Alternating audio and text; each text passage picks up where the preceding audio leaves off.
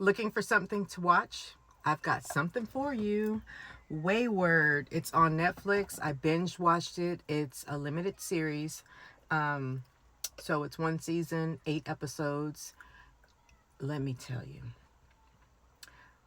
I sat and watched the whole thing beginning to end. I didn't take many breaks at all. Um, it's about, I hope you don't mind. I'm eating my lunch at the same time, just trying to give you guys a quick rundown about the show. So, the lead actor is Mae Martin, who is a Canadian comedian and screenwriter, co-wrote and co-created the show Wayward.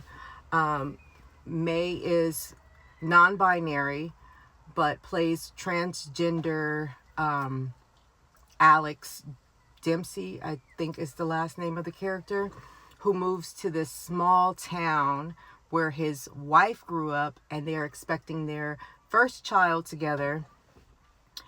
His wife, had went to the academy that is now piqued Alex's interest to do some investigating about missing children.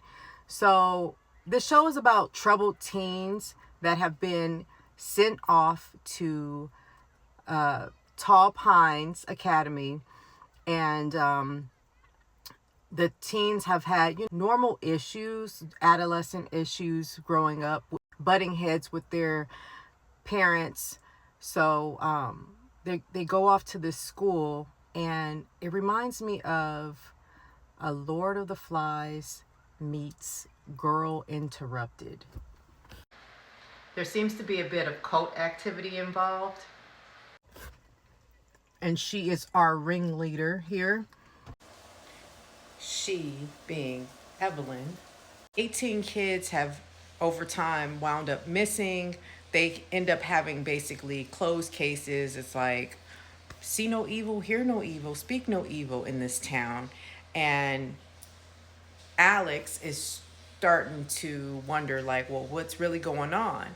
And Alex's partner is basically on the other side of making sure that the town's secrets are not exposed.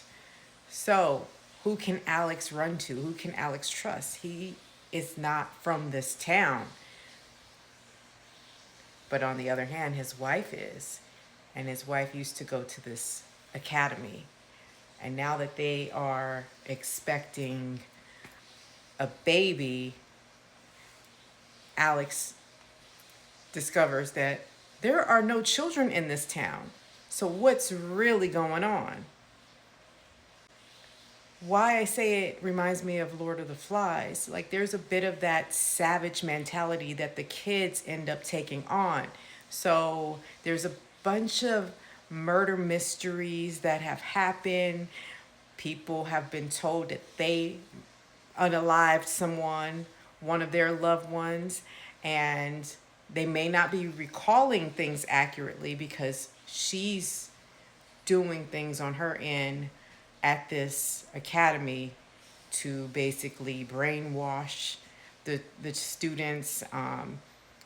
Some are getting hysterical and wanting to escape desperately, and they end up unalived.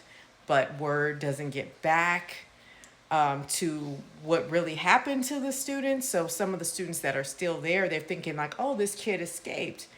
But then they find out that the kid didn't really make it. And Alex is starting to communicate with one of the students, and the wife finds out about that. And there's blackmail going on, because they're from a town and something happened in their past why they had to leave their other location. And Evelyn here provides a whole house for them. It's just a lot of like ties that they have this weird enmeshment, these two. And this isn't her mother, but then she's acting like she is her mother, who has this strange enmeshment with her. But it's like, she's some type of cult leader. Now, she's given hippie vibes all the way. So they do a lot of flashbacks that show why she does what she does, how she became who she is at the head honcho at this academy. And she tries to erase the memory of children's trauma. This touches on generational trauma, kids basically being ignored by their family, their parents in particular, or she's either trying to pit others against each other. It's hard to follow. It's one of those things you may have to watch more than once. So pay close attention if you do decide to watch it. But it is so interesting, this show.